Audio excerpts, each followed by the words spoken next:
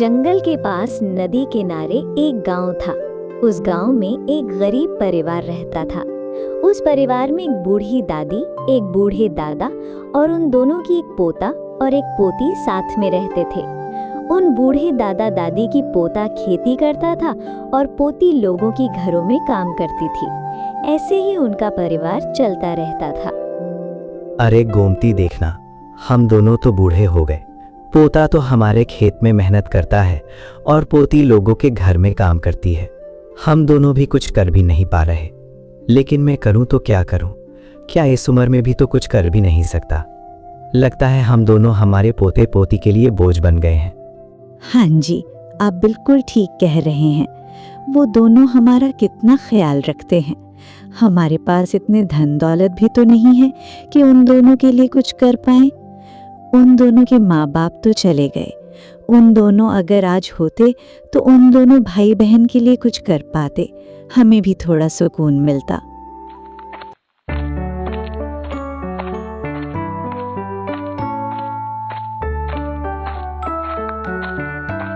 दादी माँ, मैंने आप दोनों के लिए खाना बना दिया है, आप दोनों खा लेना। मैं सेठानी के घर काम पर जा रही हूँ। काम खत्म करके मैं घर पर चली आऊंगी, तब तक आप दोनों खाकर आराम कर लेना। और भाई आएंगे तो उन्हें भी आप खाना परोस देना। हाँ बेटा, तू जा, मैं और तेरा दादाजी खाना खा लेंगे। तेरे भैया आएगा तो उसे भी खाना मैं बरस दूंगी। वो तो सवेरे सवेरे ही खेत पर चला गया है, कब तक आएगा पता नहीं। कुणाल खेतों में काम करता रहता और दूसरी ओर उसकी बहन सेठानी की घर काम करने जाती है।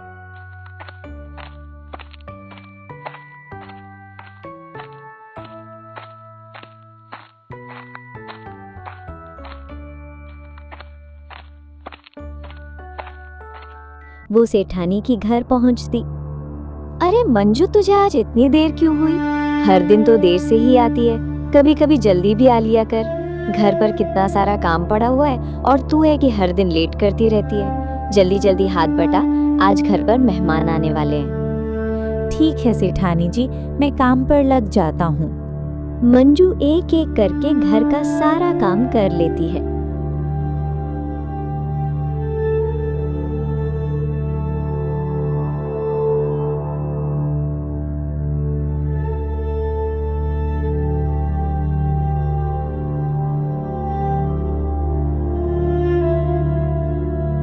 मंजू काम खत्म करके जाने वाली थी, तभी सेठानी हाथ में कुछ लेकर आई। मंजू, इस थैली में कुछ बासी रोटी है, तू ले जा। ये बासी रोटी से तेरा घर का एक वक्त का खाना हो जाएगा। ये खाकर तो तू खाने के कुछ पैसे तो बचा लेगी।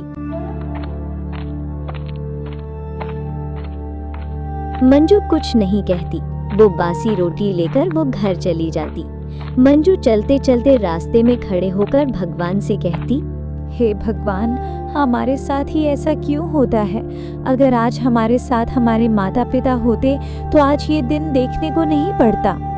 न जाने हमसे किस जन्म का बदला ले रहे हैं। मेरा भाई भी दिन रात खेत पर मेहनत करते हैं, इतनी मेहनत के बाद भी कुछ ज्यादा पैसे कमा नहीं पाते। अब तो तू ही एक सहारा है। वो ऐसा कहकर आगे चली जाती।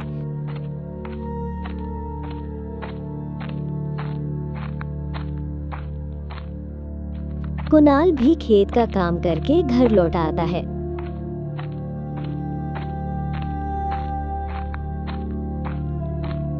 अरे बेटा, तू आ गया? ठीक है, तू हाथ मुंह धोने, मैं तेरे लिए खाना परोसती हूँ। मंजू क्या काम से अभी तक नहीं आई क्या? मैं मंजू के आने की बाद ही खाना खाऊंगा। दादा और तुम खाना खा लो, मैं मंजू के आने के बाद खाऊंगा। हम दोनों ने खा लिया है। मंजू ने कहा था कि तू आने पर तुझे मैं खाना दे दूं, लेकिन तू खाना नहीं चाहता तो मंजू के आने के बाद तुम दोनों साथ मिलके खा लेना। मंजू घर पर आती है और दोनों भाई बहन एक साथ खाते हैं। खाते खाते कुणाल मंजू से कहता है, अरे बहन, मैं तुझे कितनी बार मना करता हूँ कि लोगों के घरों में काम मत जा, लेकिन तू है कि मानती नहीं। मैं तो चाहती हूँ मेरी बहन घर पर रहे। घर के जो भी खर्चे मैं अकेले ही संभाल लूंगा। तू लोगों के घर में काम करने जाती है तो मुझे अच्छा नहीं लगता। आप कैसी बात कर रहे हैं भाई? माता पिता के जाने के बाद ही तो दादा दादी और मेरा ख्याल आप रखती हैं। मैं तो बस आपकी थोड़ा मदद करना चाहती हूँ। आप अकेले ही घर को कैसे संभालेंगी, इसलिए मैं लोगों के घर में काम करने जाती हूँ। घर पर भी तो बैठी रहूंगी, इससे तो भला मैं काम करके कुछ पैसे घर के लिए कमा लूँ।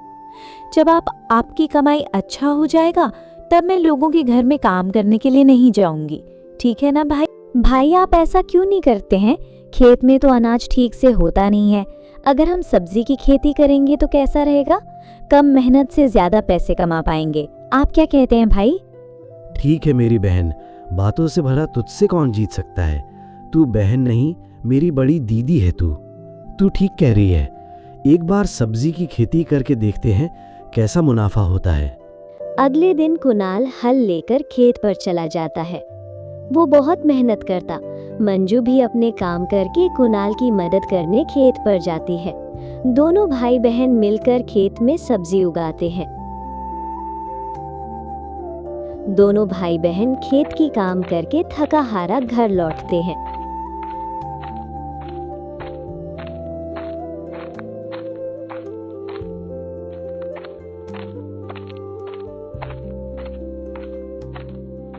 उनके घर के बाहर बूढ़े दादा और दादी दोनों भाई बहन का इंतजार कर रहे थे।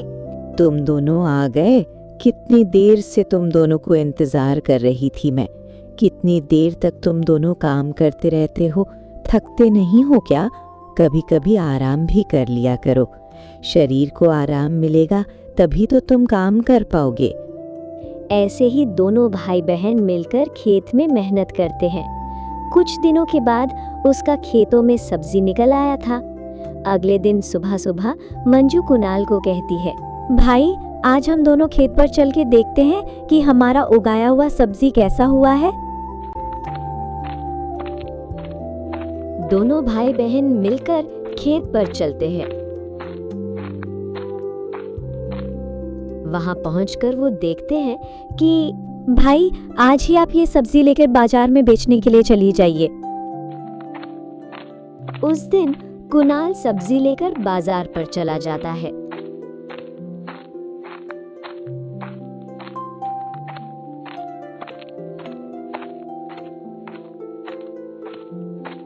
बाजार पहुंचकर वो ग्राहक को जोर जोर से बुलाता है। ले जाइए, ताजा ताजा हरी हरी सब्जी ले जाएं। आपके शरीर को स्वस्थ रखने वाला ताजा ताजा हरी हरी सब्जी ले जाइए। कुणाल की बातें सुनकर धीरे धीरे ग्राहक उसके ठेले में आते हैं और उसके सारे सब्जी बिक जाता है। कुणाल के पास और एक सब्जी वाला था। वो वहां पर सब्जी महंगे में बेचता था। कुणाल के सारे सब्जी बिक जाने पर वो सब्जी वाला को अच्छा नहीं लगा। वो जलन से कुणाल को कहता है, अरे कुणाल, तू तो अपने खेत पर गेहूं की खेती कर रहा था, अब क्यों सब्जी उगा रहा है? गेहूं का फसल अच्छा नहीं हो रहा था काका, इसलिए मैं सब्जी उगाने लगा। क्या बात है काका, आप मुझसे ऐसी बात क्यों पूछ रहे हो? इस बाजार पर मेरा चलता है। मैं जो भी सब्जी का रेट लगता हूँ, सारे बाजार की सब्जी वाले वही रेट लगते हैं। तू नया नया आया है, बाजार का नियम कानून नहीं जानता है। आज मैं तुझे बता देता हूँ कि मैं जो भी रेट लगता हूँ, तू भी कल से वही रेट लगाना। क्यों चाचा जी, आप ऐसा क्यों कह रहे हैं? अगर ज्यादा रेट पर बिकेंगे तो लोगों को सब्जी खरीदने में बहुत परेशानी होगी। वो अपनी घर कैसे चलाएंगे? हम सब लोगों को इस बात का ध्यान रखकर बेचना चाहिए ताकि किसी गरीब परिवार को परेशानी ना हो, वो भी आसानी से सब्जी खरीद पाए। कुणाल, तुझे इस बाजार के नियम कानून को मनाना ही पड़ेगा। यदि तू नहीं मानेगा तो तेरे साथ बहुत बुरा होगा। बाद में तू मुझे मत कहना। और तू इस भलाई का पाठ किसे पढ़ा रहा है? हम अगर सबको कम दाम में सब्जी बेचने लगे तो हमारा क्या होगा? आजकल का छोकरा है तू, तुझे कुछ मालूम नहीं है। मैं तुझे समझा रहा हूँ, समझ जा, नहीं तो बहुत बुरा होगा। कुणाल कुछ नहीं कहता। वो वहां से अपने घर के लिए कुछ सामान लेकर घर पर चला जाता है।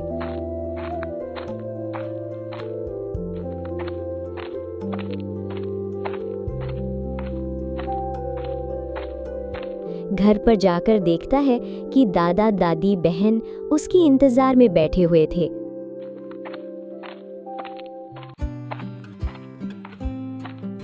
बेटा, बाजार पर तू सारा सब्जी बेच पाया या नहीं? हाँ दादाजी, आज मैंने जितने भी सब्जी लिए थे बाजार के लिए सारे बेच दिए। ग्राहक भी बहुत खुश थे। आज मैं अच्छा खासा कमाई की है।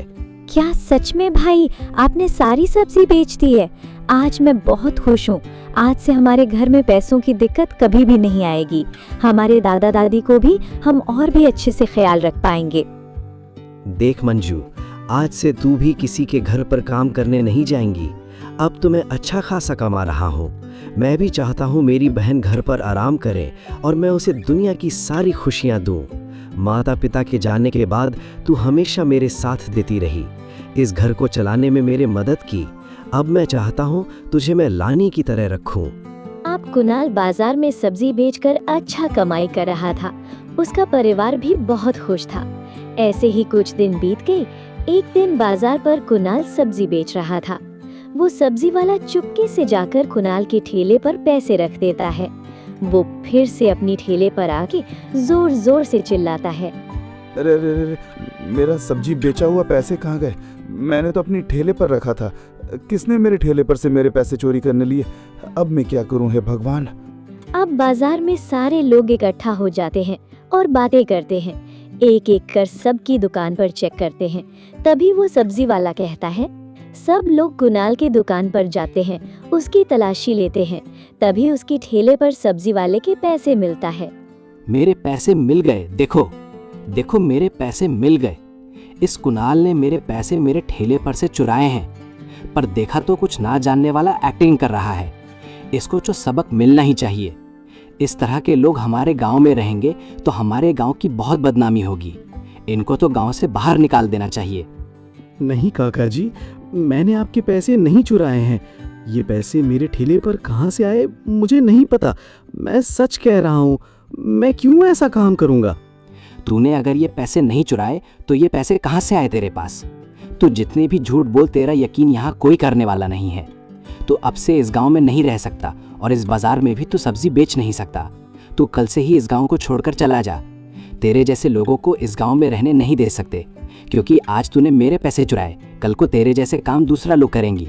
इसलिए तू कल से ही इस गांव को छोड़कर चला जा। घर पहुंचकर वो निराश होकर बैठ जाता है। क्या हुआ है बेटा? तू इतना उदास मन से क्यों बैठा है? क्या कहूँ दादी, आज बाजार में एक सब्जी वाले काका की पैसे चोरी हो गए और उनके पैसे मेरे ठेले पर मिला, लेकिन मैं नहीं जानता उनके पैसे मेरे ठेले पर कैसे आए। सब लोगों ने मुझे ही दोषी माना और इस गांव से निकल जाने के लिए कहा। दादी, मैं सच कह रहा हूँ, मैं उनका पैसा नहीं चुराया, लेकिन बाजार में किसी ने भी मेरा भरोसा नहीं किया। सबने कहा कि कल ही हम इस गांव को छोड़कर चले जाएं। अब हम इस घर को छोड़कर कहाँ जाएंगे? यहाँ पर तो हमारा घर, जमीन सब कुछ है और मेरे बेटे और बहू की यादें भी तो हैं। इस घर की सारी यादें छोड़कर हम कहाँ जाएंगे? इस उम्र में भी भगवान ने हमें क्या क्या दिख रहा है। भाई, हम इस घर को छोड़कर कहाँ जाएंगे? गांव वालों को भी सोचना चाहिए था कि सच्चाई क्या है। गांव वाले कैसे कह सकते हैं कि गांव छोड़ने के लिए? इस गांव में हमारा घर और जमीन है। हम ये सब कुछ छोड़कर हम भला कहाँ जाएंगे? अब हम क्या करेंगे भैया? गांव वालों की बात को तो हमें मानना ही पड़ेगा। हमें इस गांव को छोड़कर जाना ही पड़ेगा। इस गांव में रहकर भी हम क्या कर सकते हैं? ना घर पर रह सकते, ना जमीन पर खेती कर सकते हैं। गांव वाले के आदेश है कि मैं बाजार पर अपनी सब्जी नहीं बेच सकता। कल ही हम इस गांव को छोड़कर चले जाएंगे। अगले दिन उन चारों ने गांव को छोड़कर चले जाते हैं।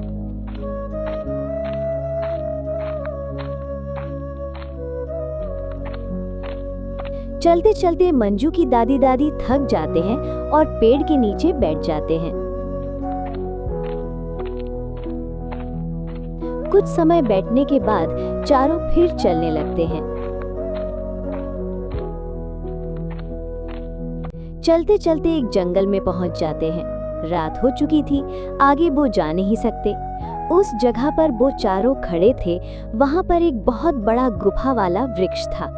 अचानक मंजू की आंखें वृक्ष पर पड़ा। देखो तो कितना बड़ा वृक्ष है। वृक्ष तो गुफा जैसा है। भैया, हम इस गुफा के अंदर जाकर देखते हैं ना, क्या है अंदर? अरे बेटा, ये तो बहुत बड़ा गुफा है। आज रात तो हम आगे जा नहीं सकते। आज रात हम यहीं पर गुजार लेते हैं, कल सुबह जो होगा देखेंगे। सब गुफा के अंदर जाते हैं। उन चारों ने बिना खाए उस पेड़ की गुफा पर सो जाते हैं। सुबह होती है और दादा दादी उठ जाती है। अरे बेटा कुणाल, अरे बेटा मंजू, तुम दोनों उठ जाओ, सुबह हो गया है। कुणाल उठकर वो अपने दादा दादी और बहन के लिए जंगल में कुछ फल लेने जाता है।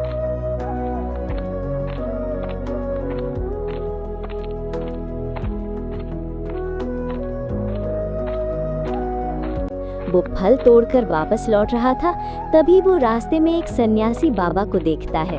अरे बेटा, तुम कहाँ जा रहे हो? मुझे बहुत भूख लगी है। तुम्हारे पास कुछ है तो मुझे दे दो। बाबा जी, मेरे पास ये फल है, ये खाकर अब अपनी भूख मिटाएं।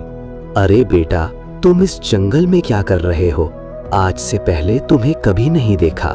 कुणाल ने अपनी साथ घटा हुआ सारी बातें उन साधु बाबा को कहता और वहां से चले जाता है।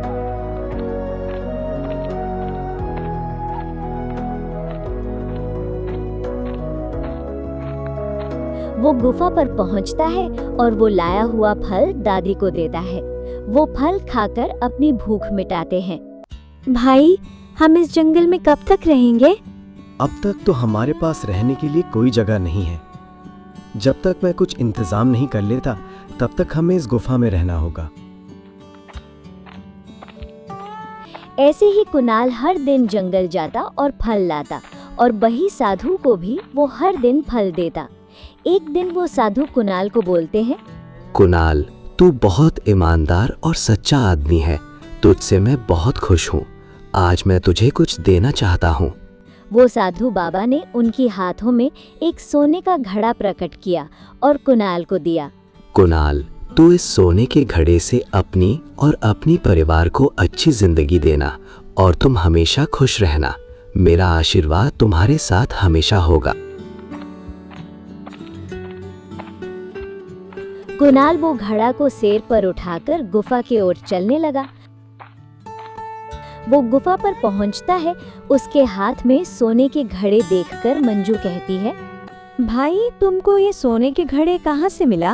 अरे बहन, मुझे ये सोने के घड़े एक साधु बाबा ने दिया है। इस सोने के घड़े से हमारे हालात ठीक हो जाएगा। अब हम इस जंगल में नहीं रहेंगे। हम हमारे लिए एक नया घर बनाएंगे। कुणाल अपनी परिवार को उस जंगल से निकालकर पास के एक गांव में घर बनाकर रहता है। उस गांव में वो सब्जी उगता और पास के बाजार में बेचता। अब उसका परिवार बहुत खुश था।